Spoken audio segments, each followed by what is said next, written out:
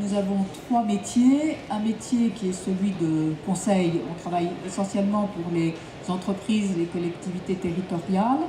Ensuite, il y a un deuxième département qui est le département publication, où nous avons un portail qui est un portail de veille internationale sur le développement des énergies renouvelables de la mer, avec plusieurs thèmes et plusieurs thématiques et plusieurs, bien évidemment, sujets d'intervention quotidien, qui sont l'économie, l'acceptabilité avec la société, le développement scientifique, le développement technologique et la recherche scientifique sur l'environnement. Enfin, le troisième secteur est un secteur de services qui permet d'aider à la commercialisation d'un certain nombre de produits, dont un, vous verrez tout à l'heure, qui est une nouvelle turbine qui est une turbine éolienne ou une turbine hydrolienne que l'on peut imprimer en 3D. Alors, je crois que présenter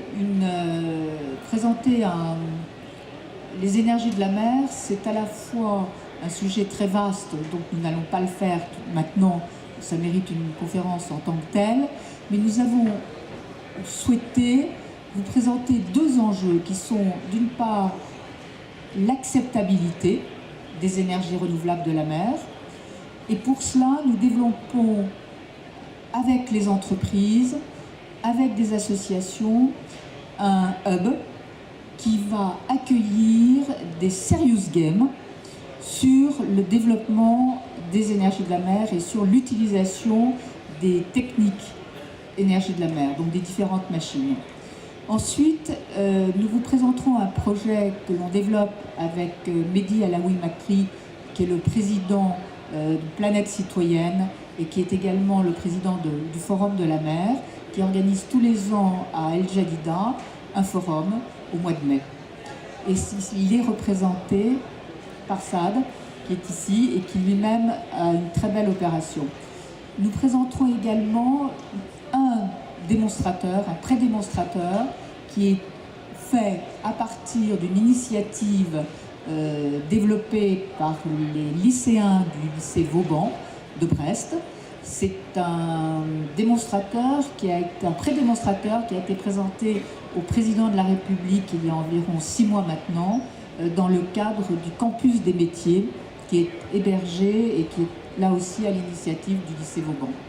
Et enfin, Soumik, que vous rencontrerez, qui est le manager de Orange Silicon Valley, et qui arrive à l'instant et qui vous présentera tout le développement que souhaite faire Orange en matière d'énergie. Eh bien, je vais passer tout de suite la parole à Saad pour qu'il vous présente notre projet au Maroc. Bonjour tout le monde. Alors, je suis Saad Abid de l'association Bahri, qui est une association à but non lucratif qui protège les océans, le littoral et qui essaie d'éduquer et de changer les mentalités à travers des opérations dans les écoles et dans les espaces publics. Aujourd'hui, je suis là pour parler du Forum de la mer qui va avoir lieu du 4 au 8 mai prochain en 2016 au Maroc. Et comme nous allons accueillir la COP22, on a décidé de mettre le thème autour du changement. Donc le changement et la mer. C'est ça le thème. Il y aura 4 ateliers principaux.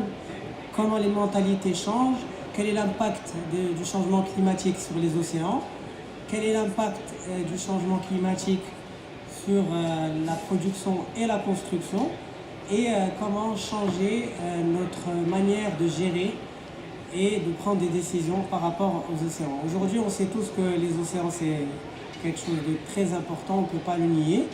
Et on a décidé donc de donner la chance à plusieurs intervenants de partout dans le monde, vu que c'est un forum international, pour venir parler de l'importance de la protection des océans. Alors il y aura des conférences, il y aura des ateliers, il y aura des lectures.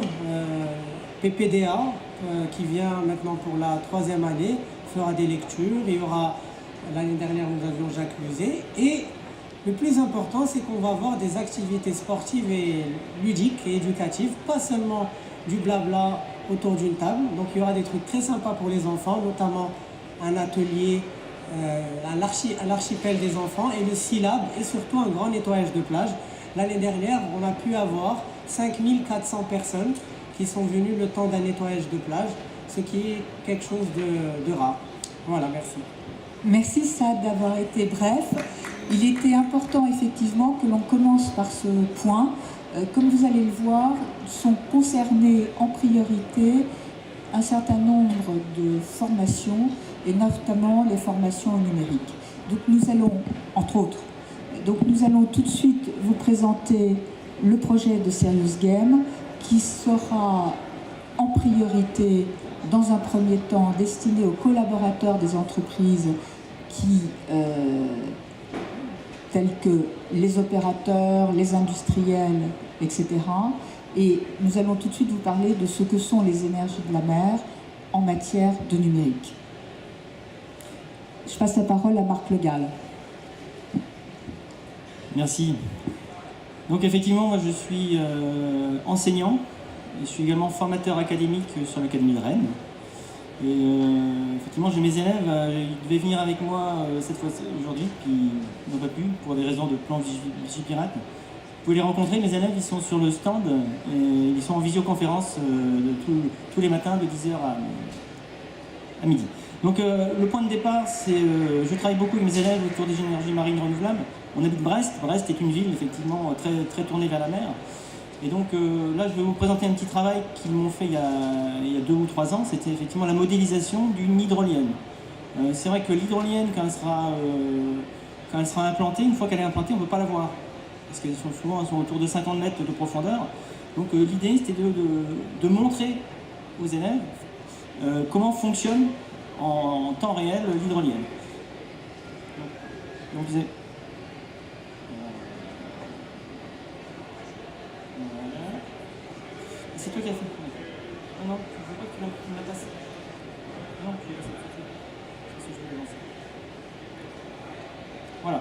Donc là, vous voyez un exemple du travail qu'ils ont fait. Ça leur permet de modéliser en 3D. Ça, c'est entièrement réalisé par les élèves. Donc on voudrait, c'est que chaque modèle d'hydrolienne puisse être représenté sous cette forme-là. Donc vous allez voir, évidemment les élèves ont mis le plongeur pour donner l'échelle du dispositif.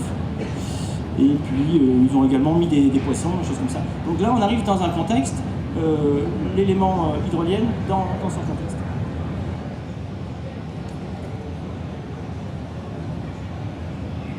Voilà. Alors ça c'était le point de départ, ce qu'ils ont fait les élèves il y a 2 ans.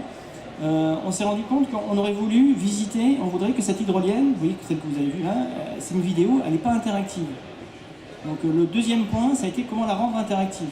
C'est-à-dire on voudrait que l'hydrolienne tourne en fonction du courant. Donc il fallait qu'on rentre un paramètre extérieur. Donc les logiciels de modélisation n'étaient pas suffisants pour le faire. Donc là actuellement, ils ont un modèle qui tourne avec la vitesse du courant actuel. Donc on a également la production de l'hydrolienne qui est fournie en fonction de la vitesse du courant. Et puis, de fil en aiguille, ils ont souhaité aller encore plus loin et pouvoir implanter comme ça des hydroliennes de façon virtuelle, un peu partout. Alors là, il y en a dans le Framver, mais pourquoi pas du côté de Bréa, pourquoi pas sur le cap Blanchard, et essayer effectivement de voir ce que ça donne. C'était leur première idée, c'est de mettre de façon virtuelle des hydroliennes et de voir ce que ça produit. Donc d'où l'idée de faire un jeu sérieux. Donc un jeu sérieux où on va aller implanter des hydroliennes et des éoliennes un peu partout sur les côtes, pas que françaises d'ailleurs, on peut descendre jusqu'au Maroc, on avait envisagé, et puis où on veut en fait, vous allez voir le principe. Mais ce qui était important, c'est que ces éoliennes et ces hydroliennes soient interfacées avec des grandeurs réelles. Là par exemple sur cette diapo, je vous montre des vecteurs vent, qui sont fournis, c'est des vecteurs prévisionnels, mais sur lesquels on peut se baser, qui servent pour la navigation aérienne et maritime. Et également, là, vous voyez, sur la carte de la Manche, c'est des vecteurs courants qui sont connus. Donc c'est de la prédiction. Et donc l'idée, c'est que tout ce qu'on va implanter va fonctionner et va produire de l'énergie en fonction de ces données. Voilà. Ça c'était important, on voulait vraiment que ça se cadre avec ça. Donc je vais vous montrer le pré-démonstrateur du Serious Game.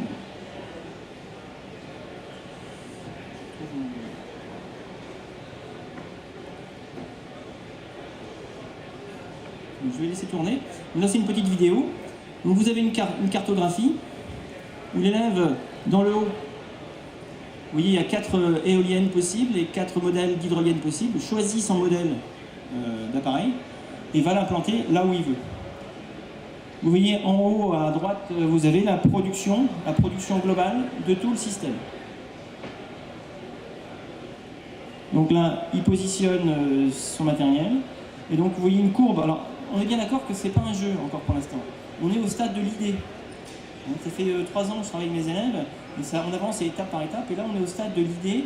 Donc là ce que je vous montre, c'est un peu le point de départ, c'est la petite graine qu'on va semer pour produire un jeu sérieux autour des énergies marines renouvelables. Mais l'idée elle est bien là, vous voyez, on voit une courbe de vent, là-haut, une sinusoïde de vent, et vous voyez que les appareils produisent en fonction, enfin du moins les éoliennes produisent en fonction du vent réel sur la zone. Donc effectivement, pour l'instant, notre démonstrateur, il suffit de cliquer pour installer une hydrolienne ou une éolienne. On sait que dans la vraie vie, c'est un peu plus compliqué qu'un simple clic pour en positionner. Donc on sera obligé, je pense, on en rediscutera, mais on est au stade initial, forcément d'introduire une grandeur économique pour équilibrer en fait ce jeu. Voilà. Bien sûr, on est au stade initial, donc on a besoin de...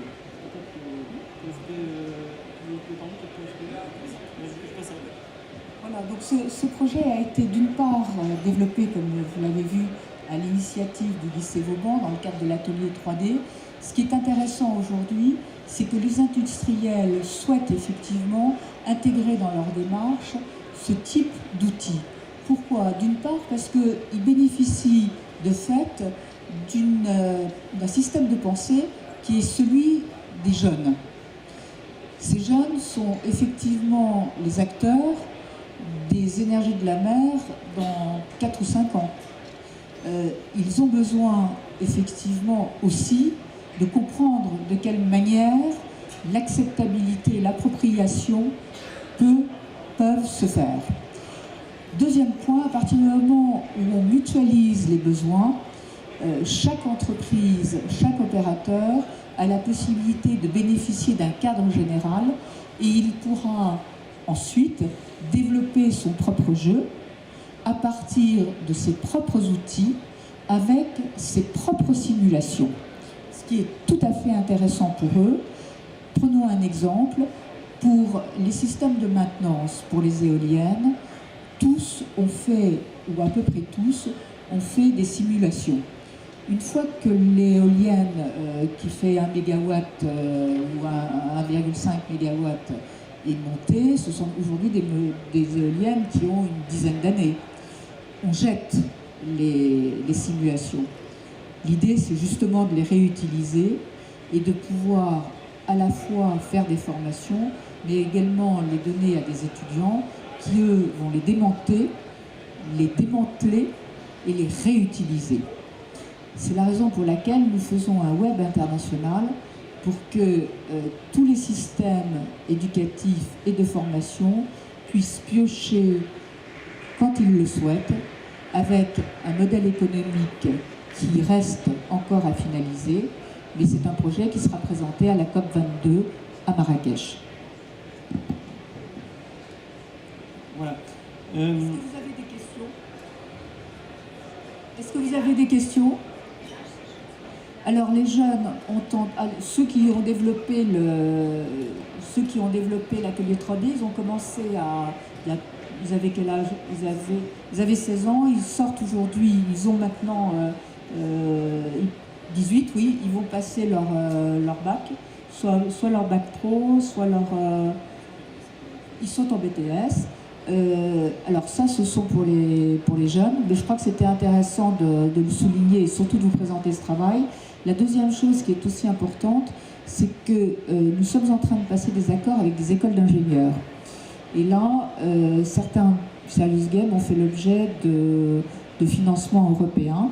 Et enfin, il y a bien évidemment les aspects entreprises. Le problème de la confidentialité est un sujet qui est relativement intéressant aussi à traiter à l'heure actuelle, mais à partir du moment où l'on travaille avec des éoliennes et des simulations qui datent d'une dizaine d'années, vous vous imaginez bien que les plans, la maintenance, etc. est connu absolument de tout le monde et que ce qui est important, c'est d'avoir des données réelles. Toujours pas de questions? Bon, et bien maintenant, nous allons passer à une chose ah oui, une chose importante, c'est quand même ce jeu est un jeu Android, c'est-à-dire que vous passerez devant un champ d'éoliennes ou devant une ferme pilote d'hydroliennes et vous aurez la possibilité de l'avoir sur votre smartphone. Oui, c'est un aspect, l'aspect smartphone est important. Si on s'adresse à des jeunes lycéens, il est évident qu'il faut que l'application jeu revienne sur leur smartphone. En fait, pour eux, ils l'ont tous dans la poche. Donc ça, c'était important. Je voulais que quand les élèves sont en cours, et qu'ils regardent par la fenêtre de la classe, ils voient qu'il n'y a pas de vent, ils vont aller sur leur smartphone, ils vont dire mon champ d'éolienne ne produit pas. Et effectivement, ça ne produit pas. Voilà. Donc c'était un peu l'idée. L'hydrolienne produit. Oui. Alors l'hydrolienne, c'est curieux. J'ai fait un petit sondage avec mes élèves. Pour beaucoup d'élèves, une hydrolienne produit à marée haute et ne produit pas à marée basse. Il y a un concept comme ça c'est là que j'avais envie vraiment de leur montrer que les notions de courant et de marée, bien qu'on soit à Brest, tout le monde ne connaît pas. Ce qui est valable pour des élèves est parfois valable pour le grand public. Alors, nous allons vous présenter un autre projet, qui est le projet qui est porté par Orange Silicon Valley. Est-ce que Soumik peut bien venir? Voilà, donc là on passe dans une autre langue, mais il y a une traduction simultanée à ma connaissance. No.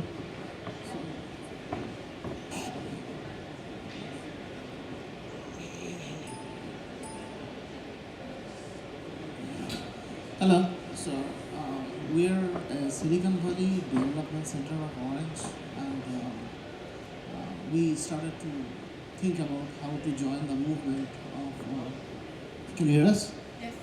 Okay, thank you. So we wanted to envision a way of being integrated into the movement of distributed energy development. And in the core of our business, we're a connectivity company. We have been connecting humans for several decades as a telecom provider. So the fastest growing business we see today is connecting things. As you see, in the next 5 to 10 years, there will be 10 to 50 billion objects connected, and how do you manage them? With distributed energy, you see the same problem. How do you connect distributed energy sources, and how do you manage them? As we proliferate distributed renewable energy sources, you need better connectivity and better manageability. So to prove our point, we wanted to do like a proof of concept. So what we did is we started partnering with distributed energy as a service provider, and also we wanted to model something that anybody can make themselves and use. Because if you have to fight climate change at a very fast pace, you have to crowdsource the problem. You cannot rely on big energy providers to take care of this problem based on policy and politics. So we prove that anyone can study and build their own energy source. So we took the example of wind energy. So we partnered with a 3D printing company from Poland. They are only 3D, and it's Conrad. And from Silicon Valley, we had a distributed energy as a service company, Luminaire, it's Brian Silverman. And we had a team from France helping us. So it's like 3 countries working together to solve a common problem, okay? How we can give distributed renewable energy, how we can give the power to the people, okay? So the story is power made by the people, for the people, and it belongs, the technology belongs to the people. We'll open source this thing. Now, it will be different. I didn't want to do a talk today because we actually have a working demonstration at our booth. And I would like to invite all of you to follow us so we can show you what the technology is and how it works. and what our vision is. Thank you.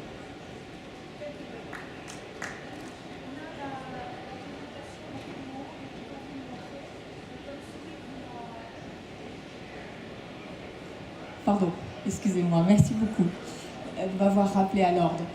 Nous avons la démonstration en vidéo, nous allons vous la montrer tout de suite. Et puis, effectivement, nous vous invitons à nous suivre. Le stand vous accueillera très très volontiers. Vous aurez vraiment le temps que vous souhaitez pour poser des questions. Et ça nous permettra de mieux vous connaître et de répondre à vos questions directement et individuellement.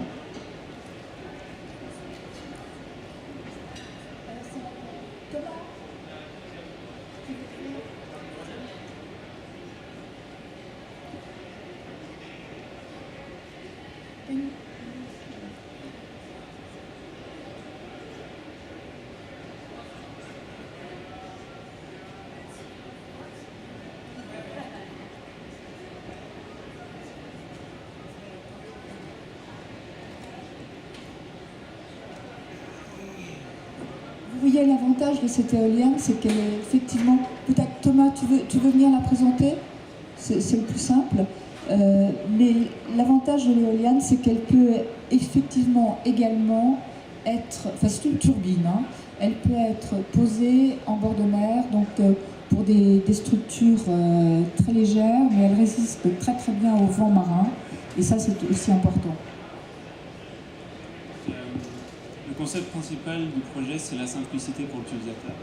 Donc, on essaye de créer un dispositif qui s'intègre à l'infrastructure qui existe déjà. Donc, pas besoin de couler une dalle de béton, pas besoin d'installer un mât qui fait plus ou moins la moitié du coût de l'installation du projet. Celle-là, il est déjà installable sur l'infrastructure déjà existante, donc sur des toits, sur des lampadaires, des pôles électriques.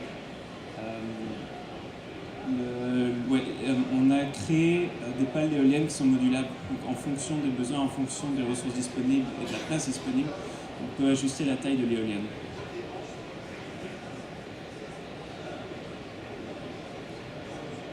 Celle-là qu'on voit, elle fait plus ou moins 500 watts crête. Donc là, quand vous tournez, générée entre 350 et 400 watts. Dernière chose qui est importante, c'est qu'on peut le mixer avec un panneau solaire. Et donc vous avez tout un système de batterie qui se met en place et qui vous permet de bénéficier d'énergie 24 heures sur 24. Voilà.